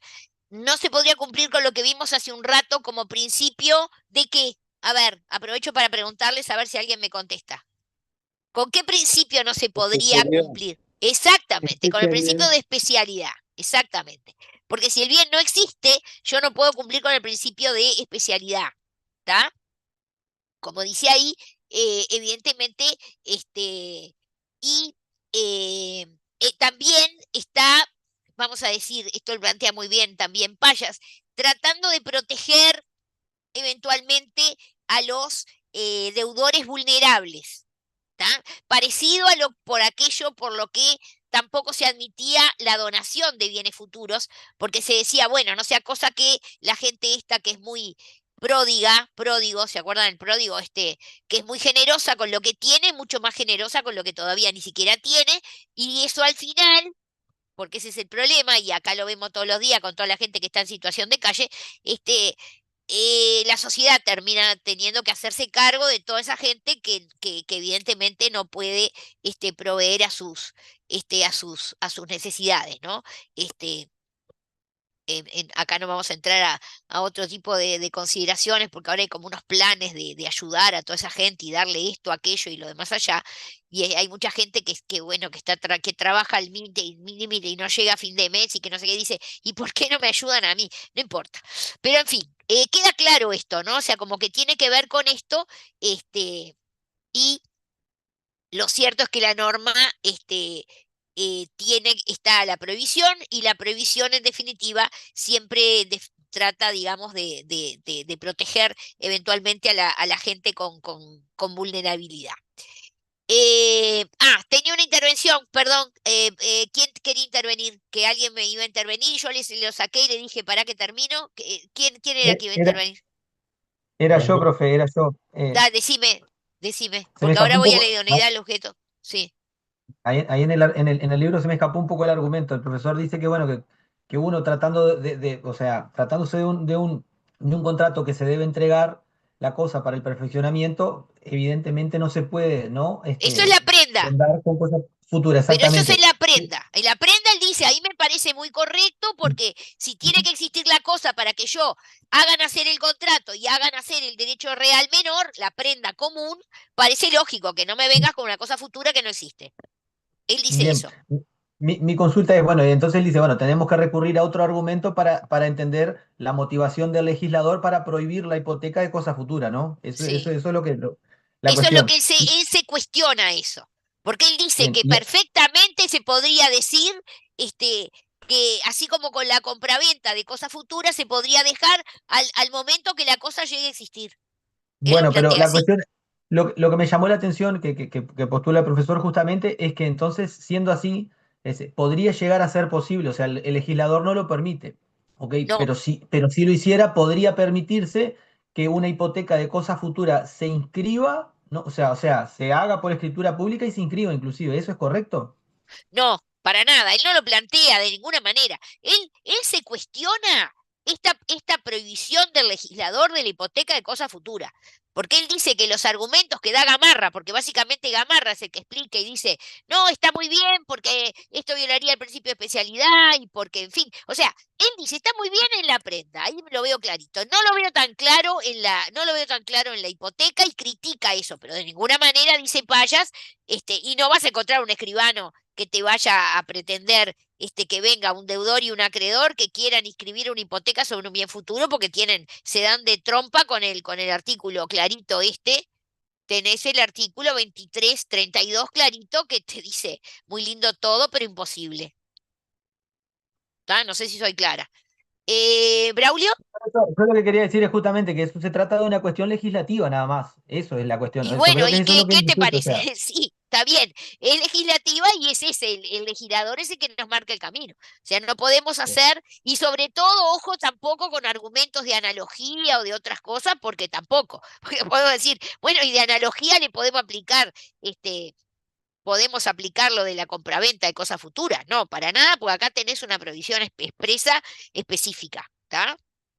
Pero está bien, creo que te quedó claro ahora sí. como es, y lo que dice Payas, que no le vamos a hacer decir al profesor una cosa que no dice, ¿tá? Yo simplemente me pareció interesante la argumentación que él hace, es como una crítica que él hace. También les digo, como les digo siempre, yo no voy a estar con vida porque creo que esto no va a ser ahora en lo inmediato y yo espero durar bastante tiempo, pero quiero decir, si alguien quiere cambiar el Código Civil y alguien quiere cambiar esto y poner otro tipo de regulación, se podrá proponer y se podrá establecer, pero en vida de este código como está, lo que dice clarito el 2332 es que se prohíbe la hipoteca sobre bienes futuros, ¿está? Braulio. Profesora, buenas noches. Si podría Hola. ser tan amable de explicarme, que no me quedó bien claro, cuando la hipoteca es sobre un derecho de usufructo y ese Sí, se resuelve, la conjunción con el 1430. No me quedó clara la consecuencia de esta es muy resolución. fácil. Primero que nada vamos a leer el 1430 porque si no, no sabemos lo que estamos hablando. Léelo, ¿Lo leo? Braulio. Bien, Sí, 1430. Sea la cosa mueble o inmueble, el cumplimiento de la condición no podrá ser que se resuelvan los derechos conferidos a terceros poseedores de buena fe. En exacto. este caso, a salvo queda al acreedor el derecho de demandar a la persona obligada por el pago de lo equivalente y la indemnización de daños y perjuicios. Perfecto. Entonces, ¿cuál es la conclusión que sacás del artículo 1430? Que se respetan los derechos de los terceros de buena fe. ¿Está? Entonces, acá, ¿en qué consiste el problema de la buena o mala fe? Conocer o no conocer, vamos a decir, el tema de la limitación con relación al tema del usufructo. ¿Entendés lo que te digo? Entonces, eso es lo que quiere decir, o sea, respetar, o lo que quiere decir el artículo que habla con relación al tema porque viste que la norma simplemente te dice que puede dar hipoteca el propietario o el usufructuario. Entonces, uno se pregunta, cuando alguien da hipoteca y no es propietario o es usufructuario, ¿qué es lo que está dando en hipoteca? ¿Cuál es el objeto? El objeto es el derecho real menor de goce y usufructo. Entonces, vos podés dar hipoteca sobre eso, pero no podés ir más allá del alcance que tiene su usufructo. Es decir, el usufructo va a vivir hasta que termine. Cuando termina, evidentemente que no hay más derecho real menor porque no se puede dar más derechos del que se tiene. ¿Tá? Entonces, ¿qué pasa con los terceros? ¿Y qué pasa con el tema de la buena o de la mala fe de los terceros? O sea, siempre se tiene que respetar a los terceros de buena fe. ¿Tá? O sea, acá, en general, la buena o mala fe tendrá que ver con el tema registral, porque evidentemente, pienso yo que el tema, o sea, de la limitación, estoy pensando, va a tener que ver con que de algún lado surge cómo es ese derecho antecedente.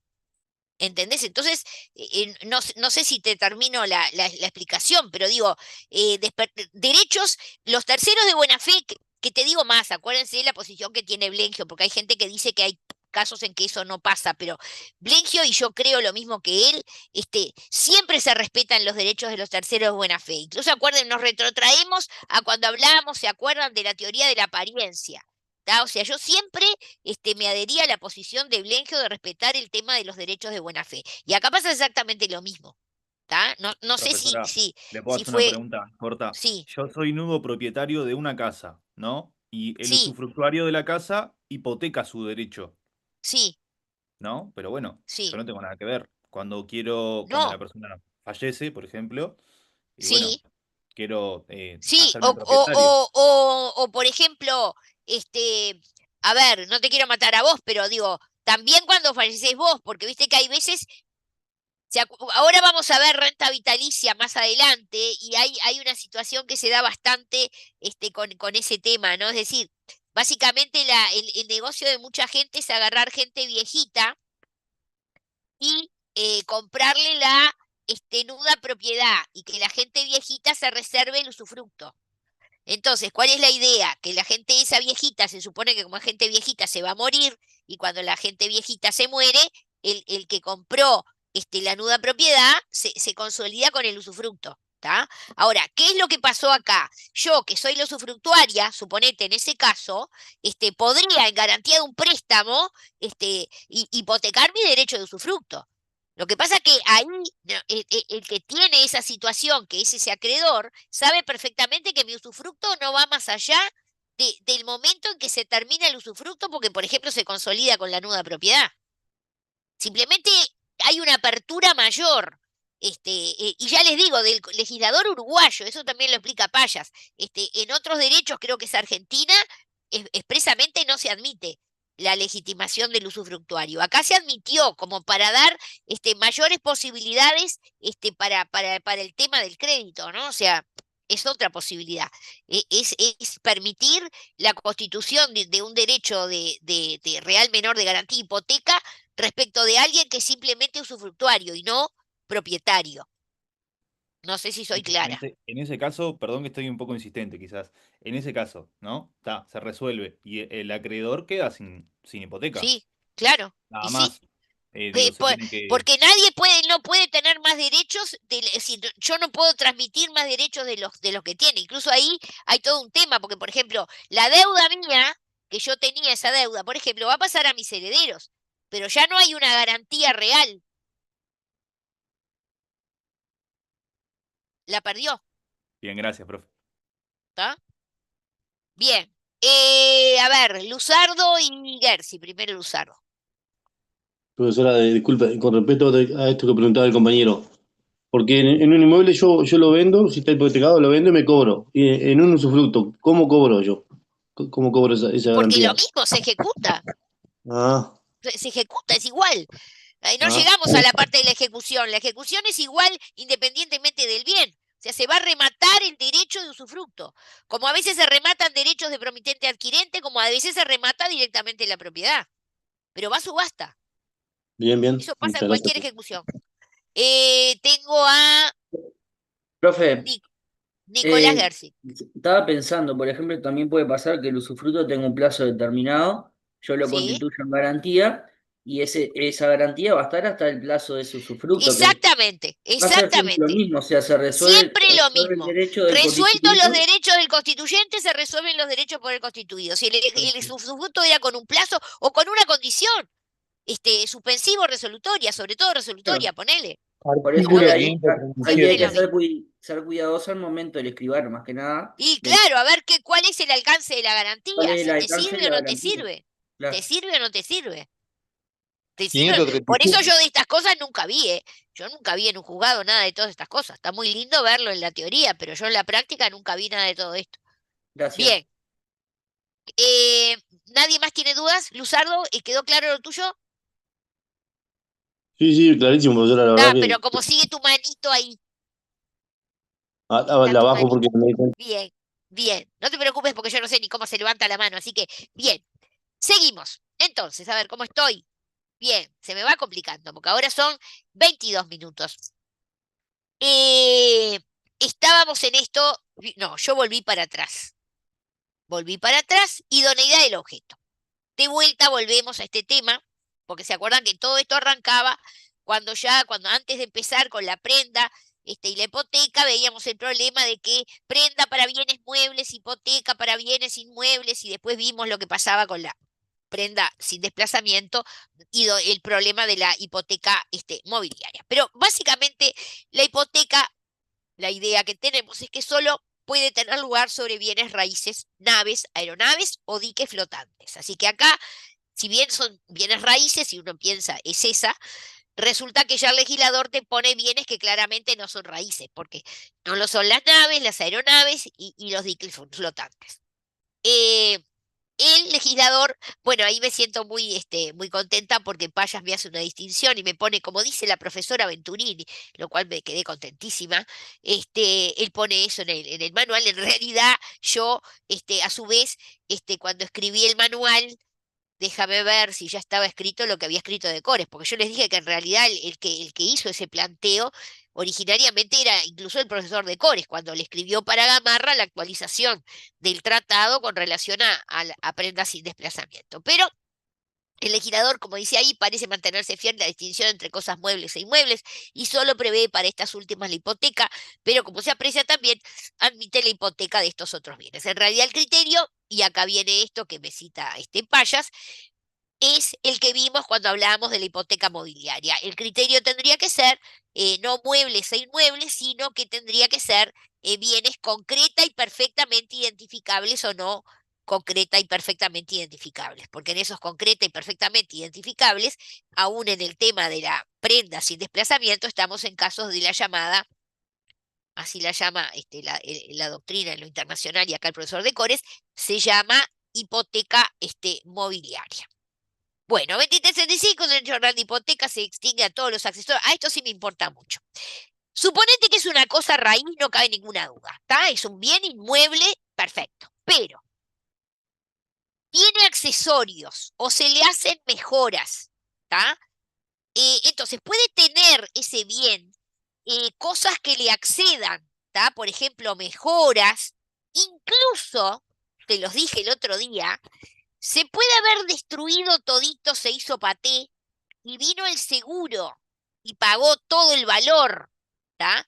Y ahí también podría entenderse que, vamos a decir, se sustituye el bien por ese valor del cual se hace cargo el seguro, ¿tá? Y eso está en el artículo 2335, ¿lo podemos leer? Leo, profe. Leo, profe. Por favor. Bueno, leo yo entonces. La Dale. hipoteca Sí. de una cosa, la hipoteca de una cosa se extiende a todos los accesorios y mejoras que le sobrevengan. También se extiende a la indemnización debida por los aseguradores de la cosa hipotecada. Perfecto. Y llegamos a lo que yo quería llegar, que lo dejé por allá. O sea, allá estábamos en el principio de especialidad respecto al crédito y respecto al bien, la trascendencia que tiene eso, y sobre todo también la trascendencia que tiene, por ejemplo, para otros acreedores que sean acreedores del mismo deudor. Y vamos a la cuestión de la regla del duplo. Yo les cuento que al final no la pude, pero igual todavía el día no termina, yo después de la clase voy a seguir trabajando. Estoy haciendo una sentencia con relación a esta cuestión dentro de los temas que se plantean está esto de la regla del duplo. Y yo dije, bueno, me llegó algún momento en mi vida, me tenía que pasar, es la primera vez que me pasa, que puedo estar preparando una clase, pero a su vez mirando un caso que tiene que ver con esa misma temática, porque en general yo estoy haciendo sentencias o haciendo votos sobre distintos temas y no me coincide exactamente con una clase que tenga que dar ese día. Acá resulta que me coincidió. Vamos a leer el artículo 2333, por favor. 2333. No puede hipotecarse para seguridad de una deuda bienes por más valor que el del duplo del importe conocido o estimativo de la obligación, cuyo importe se determinará en la escritura inequívocamente. Bueno, entonces, esta es la norma e inmediatamente acá se planteó una serie de problemas acerca de qué quiere decir esto y además qué pasa si en realidad uno aprecia que esto no se cumple. Es decir, si esto no se cumple, entonces habría un problema de nulidad o un problema de ineficacia, toda una temática. Entonces, lo primero es saber cuando dice no puede hipotecarse para seguridad de una deuda bienes por mayor valor que el duplo del importe conocido estimativo de la obligación. ¿Qué quiere decir la obligación? ¿Tá? Entonces, en esto de la obligación, yo tengo otra presentación, pero no me voy a salir de este material porque se me complica, capaz que después no puedo volver. ¿Qué quiere decir la obligación? Entonces, imagínense que acá yo tengo una deuda concreta, por ejemplo, en ese ejemplo que yo les ponía, el prestamista había prestado a aquel señor viejito por deudas de juego, él necesitaba plata y le prestó el prestamista al señor $15.000. Hacía muchos años, $15.000. O sea que en realidad la deuda de ese señor con el prestamista era de $15.000. Pero ¿qué pasa? esa deuda tenía un cierto plazo, por ejemplo, tenía que pagarle a los 3 meses, y llegaron esos 3 meses, y el señor no le pagó.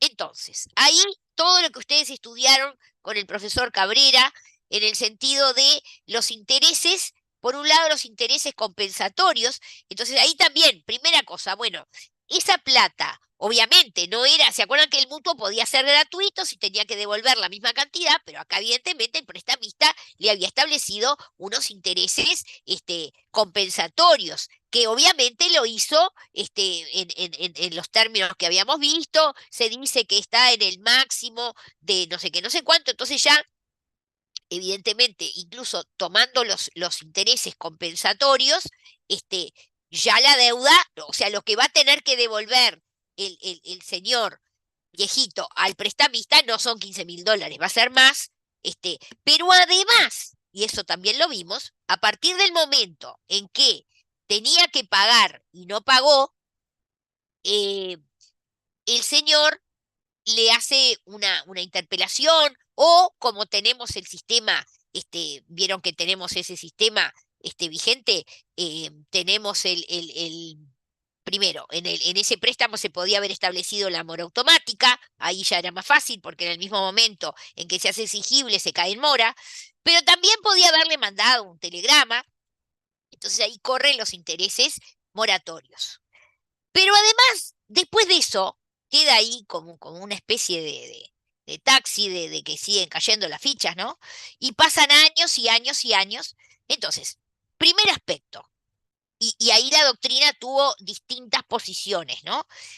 ¿Qué debe, o sea, qué es esa obligación, en qué consiste? Había una primera posición que decía que cuando se habla de la obligación, habría que pensar exclusivamente en el capital. Esa fue una primera posición. Evidentemente, parece insuficiente, porque en realidad no debe, ese deudor no le debe al acreedor solo el capital, porque le debe el capital más los intereses. Entonces, claro, ahora ustedes dirán, pero ¿por qué esto es importante si estamos pensando en la relación entre el deudor y el acreedor? Sí, es muy importante que se sepa qué le debe el deudor al acreedor. Pero también hay una cosa que es muy importante, y es, si este señor, este viejito, además tenía otros acreedores. Entonces, esta norma es muy importante, no solamente entre las partes, sino respecto a otros acreedores, porque esos otros acreedores que también van a querer ir contra el patrimonio, aunque no tengan de repente una hipoteca, no tienen un derecho real en garantía, pero tienen el 2372, los bienes todos del deudor son la garantía de los acreedores. Entonces, si se ejecuta esto, hay que ver qué es lo que queda. O sea, hasta dónde va a cubrir. O sea, cuando se saque a remate el bien inmueble, hasta dónde cubre, porque de lo que queda, yo puedo tener, incluso les digo más, también, miren esto, ese señor podía haber hecho varias hipotecas respecto al mismo bien, porque, por ejemplo, podía haber hecho una primera hipoteca con este prestamista, pero podía haber hecho una segunda hipoteca, incluso una tercera hipoteca, en la medida en que las cantidades son cantidades que son pasibles de ser garantizadas con relación al mismo bien. Entonces ahí es todavía más interesante, porque yo tengo varios, vamos a decir, acreedores con garantía real, pero tengo que ir viendo, la primera se cubre hasta dónde, la segunda hasta dónde, la tercera hasta dónde. ¿Está? ¿Y saben qué? Acá la primera posición decía solo el capital. La segunda, que es la de María y Gamarra, dice no, el capital más los intereses. Pero después hubo otra posición, que básicamente fue la posición del profesor Gorfinkel, que dice, pero también toda otra circunstancia vinculada, por ejemplo, eso que se llama otros cargos, que ustedes ya lo vieron, que ahora para la usura, por ejemplo, quedó claro que a los efectos de la usura se computa todo, las cláusulas penales, de todo otro tipo de cosas que haya. De acuerdo a estas distintas posiciones, lo que ha pasado